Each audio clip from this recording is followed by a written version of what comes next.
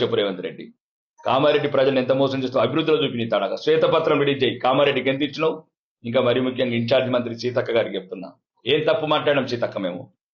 అవును, సమాజం అన్నావు, అడవులకెళ్ళి నక్సలిజం అన్నావు, గన్నులు వదిలి పెన్నులు పట్టినావు. ఏం చేస్తున్నావు 2 సంవత్సరాల నుంచి? శాసనసభ్యుడికి ప్రమేయం లేకుండా సభలు పెడతావా? శంకుస్థాపనలు చేస్తావా? అభివృద్ధి పనులు చేస్తావా? రేపు మీ బతికేంది? మేము వచ్చిన తర్వాత మీ బతికేంది? మిమ్మల్ని కూడా మాకేది చూపించారో మీకు అదే చూపిస్తాం. అవసరమైతే మీకు సెక్యూరిటీ లేకుండా చెప్తాం. మీరు అనుకుంటారా? ఈరోజు ఒక్కటే చెప్తున్నాను, సీతక్క కావచ్చు, రేవంత్ రెడ్డి కావచ్చు, షబ్బీరాల్ అదే బేస్ట్. ఇట్లాంటి అపజయాలు ఎదుర్కొంటూ నేను చూసిన వరకు భారతదేశంలో ఎవరు లేడు. అయినా ఇంకా చాలదు అని ఏం చేస్తావు షబ్బీరాలి? నువ్వు 60 ఏదో హైదరాబాద్లో పైరవులు చేసుకొని ఇన్ఛార్జ్ అని ఒక పోస్టు తెచ్చుకొని ఈరోజు అమాయక కామారెడ్డి ప్రజలని మోసం చేసి ఎమ్మెల్యే మీద రెచ్చగొట్టడము, ఇళ్ల మీద దాడి చేయటము. అవును, బరాబర్ అంటున్నాను. షబ్బీర్ అలీ గారు రోహింగా ముస్లిమ్స్ ఉన్నారు.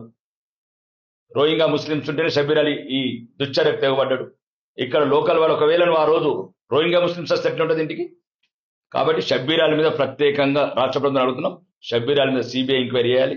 ఇతను ఏమేమి చేసిండు, ఎంతమంది ఇతనికి రోహింగా ముస్లిమ్స్ ఉన్నారు, ఎంతమంది బంగ్లాదేశ్ ఆక్రమణదారులు ఉన్నారు ఆయన వెనకాల, ఎంతమందికి సపోర్ట్ చేస్తున్నాడు, ఇవన్నీ ఎంక్వైరీ కమిషన్ వేసి సిబిఐ ద్వారా ఎంక్వైరీ చేసి షబ్బీర్ అలీని కఠినంగా అవసరమైతే రాజమండ్రి జైల్లో కారాగారం పంపించాలి, తెలంగాణ కాకుండా.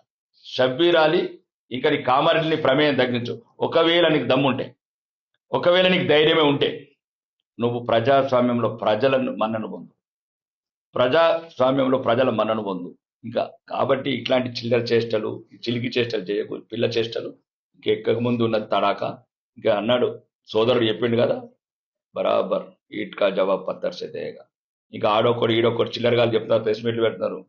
జాగ్రత్త బిడ్డ, ఒళ్ళు హూనం అయిపోతుంది. ఏమనుకుంటున్నారా? ఎన్ని రోజులు ఉంటారా మీ వెనకాల పోలీసులు? ఎన్ని రోజులు ఉంటారా రేవంత్ రెడ్డి మీ దగ్గర? ప్రతి ఒక్కరికి లెక్కలు చెప్తాం రానున్న రోజుల. ప్రజల అభిమానం పొంది ఎమ్మెల్యేలకు ఎన్నికైనాం. ఈరోజు ప్రజాస్వామ్యంలో ప్రతిపక్షంగా పోరాడుతున్నాం, ఈ ప్రభుత్వాన్ని నిలదీస్తున్నాం. ఏం చేసిందనరా మీ ప్రభుత్వం? ఏంద్రా అందరికి రుణమాఫీ చేసినరా? రైతు భరోసా చేసినరా? 5 సార్లు చెప్పి 3 సార్లు ముంచిన వాళ్ళు 4,000 పెన్షన్ ఇచ్చారా? 2,500 మహాలక్ష్మి ఇచ్చారా? తులం బంగారం ఇచ్చారా? పిల్లలకు ఉద్యోగాలు ఇచ్చారా? ఆడపిల్లలకు స్కూటీలు ఇచ్చారా? బీసీ స్లాబ్లను ఇచ్చారా? ఏ ముఖాలు పెట్టుకున్నారా మీరు? ఎందుకు తిరుగుతున్నారా ఇంకా ప్రజలలో మీరు? 2.5 సంవత్సరాలు అయింది.